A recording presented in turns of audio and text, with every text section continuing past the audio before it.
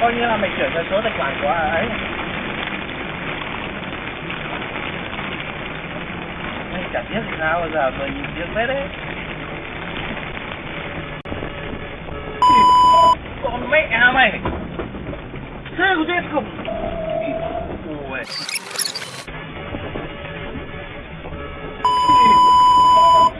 Con mẹ mày. Thế có chết không? Ui. Chết đấy.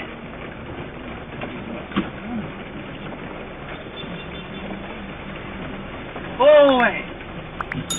Mẹ mày may gì đắng người này. Mẹ tí nữa ăn một đống này. Mẹ Giang đi chưa khoảnh gấp.